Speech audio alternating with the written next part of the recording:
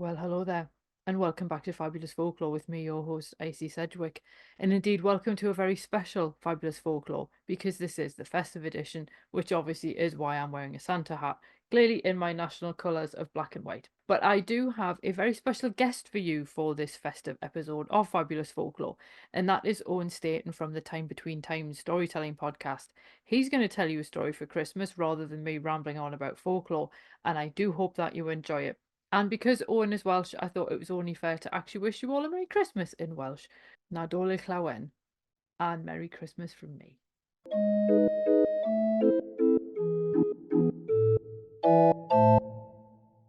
Hello, my friends, and welcome to the time between times.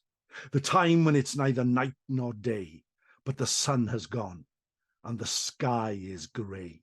And here we are at the heart of winter, when the sun has long left us and the night is dark but full of magic.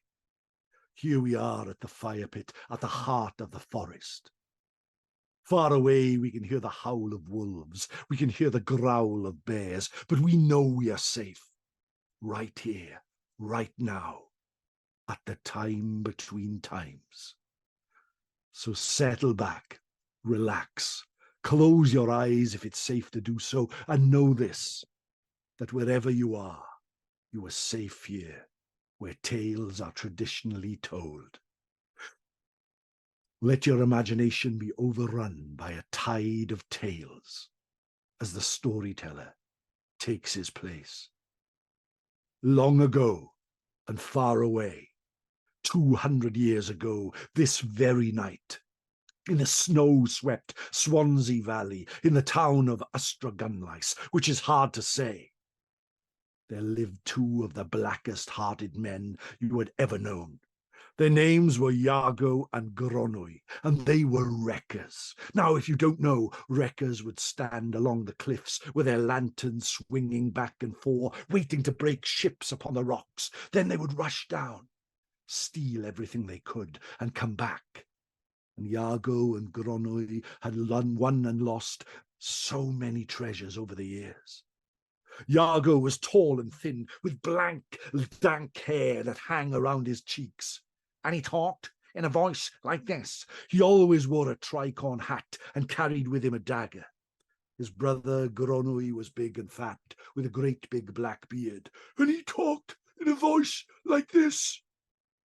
200 years ago, this very night, they were sat in the new inn in Gunlice, with murder on their mind.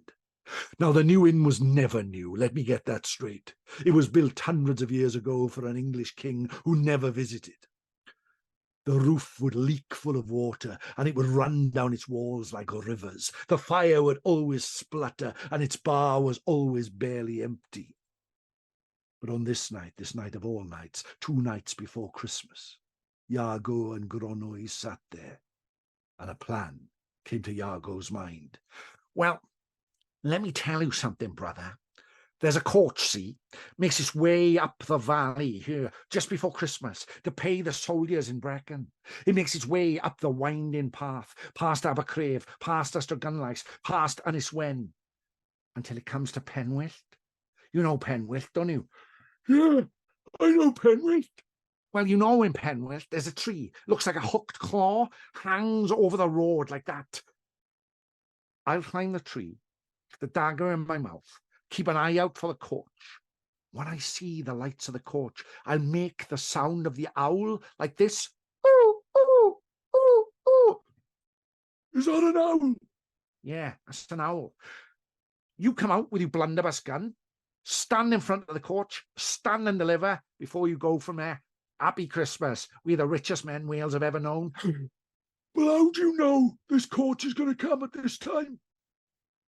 I spoke to a shepherd, and he's never going to lie to me. So let's do it. Let's do it right now. Iago and Gronwy left the new inn. They opened the door to find the snow swirling around them. There was their cart pulled by an old black mare called Shadow. She was so thin you could see her ribs. But they made their clip-clopping way up the Swansea Valley. It was so dark, you could barely see your hand in front of your face. The Swansea Valley is so dark, the sun only shines there for an hour a day, and then at the height of midsummer, and here we are at the heart of winter. They came to the oak. Gronwy hid the cart and shadow, and Iago scrambled up the tree. Right! Call like the owl when you're ready, right? Gronwy crawled into a cave and was soon fast asleep. Iago climbed the tree and started to watch. He watched the road. He watched as the last remnants of the sun disappeared. He watched as a dank blanket of icy cold mist fell. And he watched until the church bells in Ystrad rang the sound of midnight. And still there was no sign of the coach. But then, all of a sudden, his dank black heart started to beat even quicker, because he saw the light starting to make its way. Before he could call the owl sign, the owl symbol, the owl hoot, he looked around and saw another light, and then another light, and then 5 lights, and 10 lights, and 20 lights, and 100 lights. And these lights were not high like the lights of a coach. Oh no, these lights were low to the ground. And then Iago's courage totally failed, as he saw that each of the lights was carried by one of the Tylwyth Teg. Now, for those of you who don't know, the Tylwyth Teg are the Welsh fairies, the very folk, the Tylwyth Teg. And they're not the sort of fairies who fly on wings and grant wishes. Oh no, they could make you go to sleep like that and not wake for 100 years. They could take a baby and replace it with a changeling. These were the Tylwyth Teg. Some of them were grotesque, ugly goblins that shuffled and walked their way up the valley. Others twisted and turned with flowers in their hair. But what caught Iago's eye was that each of them in one hand carried a gold coin, and in the other, the lights that made them look like the lights of the coach. Fairy gold! They got fairy gold! Look at them! But they say, don't take... What? If I had half of that gold, I'd be richer than a king. Iago watched as the fairies made their way under the tree and made their way to a small cave just on the other side of the valley. He watched as they stopped outside, cupped their hands around their mouth and called, Gathu! Gathu! Before disappearing inside, slowly appearing moments later without the gold coins. They're hiding their gold in that cave. They're hiding that gold down by there. Oh, and I know the password. The password is Gathuch, Gathuch, Gathuch. Iago clambered down from the tree, went over to where Gronwy was fast asleep in the cave. Do you know something? Why do I have to wake him? I can leave him sleep there, can I? I can make my way over there. I know the password. I can be in and out of there, gone forever. Richest man anyone's ever known. He made his way up to the cave and cupped his hand around his mouth. Gatho! Gatho! And then stepped inside and vanished. He made his way down and to the left, back and to the right, until it felt like he was going to appear in the very depths of the earth. Slowly and lower he went down and down into the cave, until eventually he appeared in a room very much like the room you are in now. But all around the room upon the walls hung great hooks, and from those hooks hung sacks, and from those sacks ran rivers of gold. Iago jumped into the gold. He was up to his knees in gold coins. He started to fill his pockets, fill under his hat, fill his coat. Look at me, I'm the richest man anyone's ever known. Ho, ho, ho. What a Christmas, what a midwinter, what a...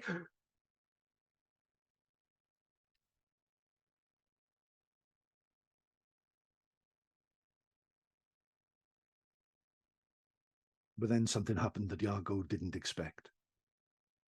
What he thought was just a pile of rags in the corner of the room suddenly started to shuffle and move.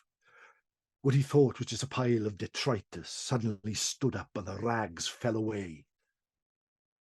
revealing the skull of a horse. The skull of a horse with glowing green eyes. And at that moment, that very moment, Iago knew he was doomed, for he was looking into the eyes of the Nadolig, the queen of the fairies, the first horse that winter killed. To look upon the merry uninvited meant certain death. She opened and closed her mouth, her teeth clattering together.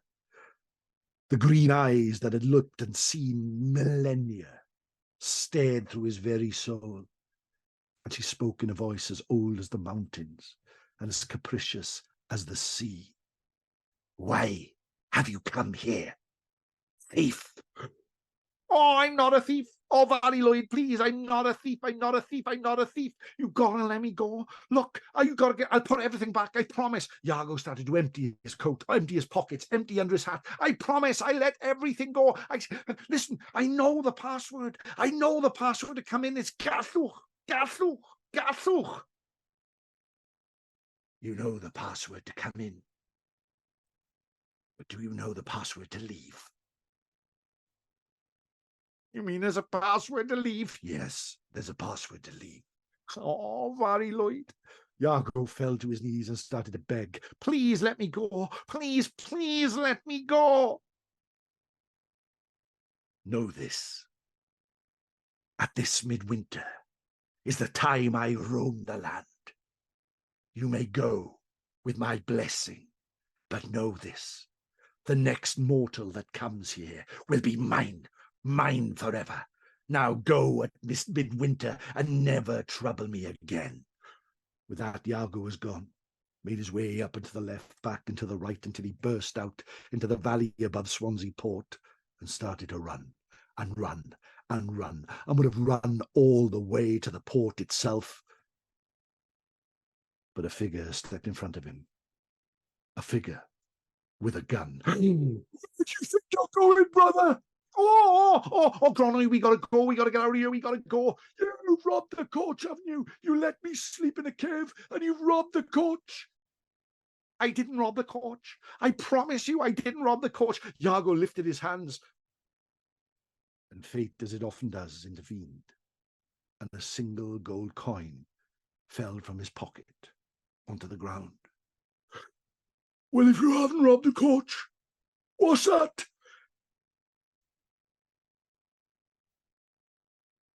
All right, Gronny, I did rob the coach. I robbed the coach and I put all the gold in that cave over there. There's a password, mind. It's Gallwch. Just lean in and call Gallwch. Make your way down into the right, back and to the left until you come into a big room and I put all the gold there. With that, Iago was gone. Never seen in the Swansea Valley ever again. His footprints going into the snow as he fled into the night. Gronwy made his way to the cave, looked inside, and called, Gallwch! Gallwch! He was never seen again. His blunderbuss gun was found outside the cave and taken to the new inn, where they put it above the fireplace, where it remains today. And a toast is given to it every Christmas Eve. Years later, an opera singer with the voice of an angel called Adelina Patti came to the Swansea Valley. She wanted to build a castle that stretched to the sky. She called it Craig y Nos, the Night Rock. But when the workers dug under the earth, deep underground, they found that cave, they found that room, they found those hooks. But no gold, just a single human skull hanging from a hook. The workman took it off and placed it in a sack under his bed. But every night the skull would scream, Gallwch! Gallwch! Gallwch! So he put it in a bag and placed it on his horse and rode to Swansea town. And there he came across the museum with the Greek facade, hammered on the door. The curator opened the door and took the skull and took it to the darkest room, put it in a vault. But every night it would scream. So in the end, they put it on a boat and rowed it far out to sea and dropped it in the ocean. And then, and only then, was it quiet. But still to this day, on Christmas Eve, if you go to Penwyllt in the Swansea Valley and listen with your ear to the ground, far under the earth you can hear the voice cry, "Galw! Galw!" My name is Owen Staton. I am the host of Time Between Times Storytelling. Nadolig llawen pawb. Merry Christmas. And that tale is the tale of the robbers of Penwyllt, and it's my gift for Christmas to you. Well, thanks for listening, and I hoped you enjoyed that episode. If you did, feel free to leave a review wherever you listen to podcasts, because that helps other people find the show too. It also takes between 4 and 6 hours to research, write, record and edit these episodes, so if you want to help support my time in doing that, then you can buy me a coffee. Or you can join the Fabulous Folklore family on Patreon and enjoy extra benefits, including exclusive episodes and articles and even illustrated talks. All the links you need are below, and thanks in advance.